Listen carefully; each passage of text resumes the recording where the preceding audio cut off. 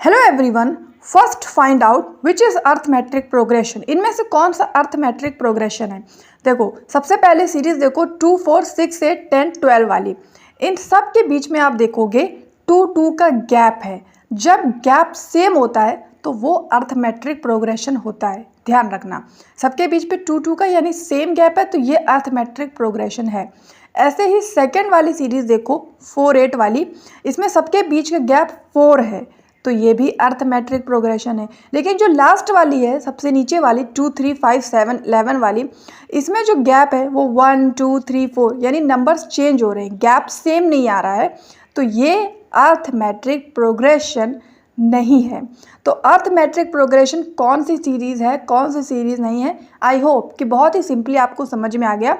जब same gap होगा वही अर्थमेट्रिक प्रोग्रेशन होगा। चलो अब सबसे पहले देखते हैं इसको सॉल्व कैसे करना है। तो देखो, एक सीरीज अगर दी हो तो पहले इनके टर्म जानो। फर्स्ट टर्म यानी जो पहला वाला टर्म है वो है 7, इसको ए से डिनोट करेंगे तो ए क्या हो जाएगा 7। फिर हमें डी निकालना है, डी यानी डिस्टेंस निकालना है दोनों के बीच में, तो T2 माइनस T1 कर देंगे। तो T2 क्या है सेकेंड टर्म और T1 है फर्स्ट टर्म, यानी T2 यानी 11 है और T1 7 है तो 11 माइनस 7 4 आ गया।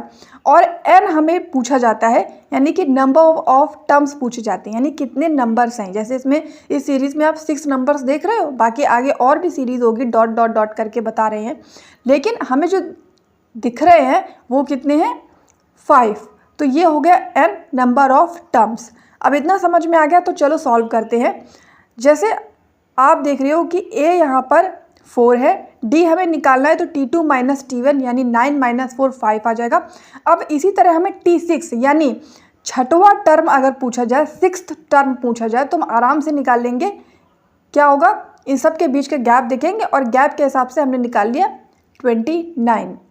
लेकिन अगर ये गैप बहुत छोटा छोटा है, जैसे 2 का गैप है, 3 का गैप है, 4 का गैप है, तो आप तो ऐसे ही निकाल लोगे कि 6 टर्म 29।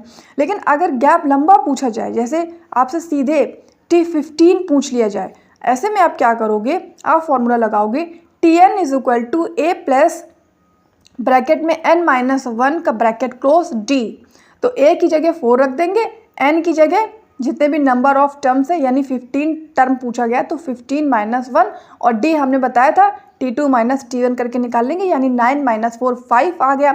तो बस 4 प्लस 14 इंटू 5 आंसर आ गया 74। तो जब भी कोई टर्म पूछा जाए, अब चाहे टर्म आपसे 15 पूछ लें, चाहे 30 पूछ लें, चाहे आपसे 50 पूछ लें, चाहे 100 ही क्यों ना पूछ लें, इस फॉर्मूले से आप अर्थमेट्रिक प्रोग्रेशन को चुटकियों में सॉल्व करोगे।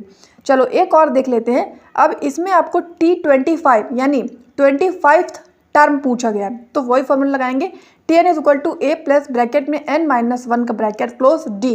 a की जगह 4 आ गया, n माइनस 1 की जगह 25 माइनस 1, d की जगह 5, सॉल्व करेंगे 124 आंसर।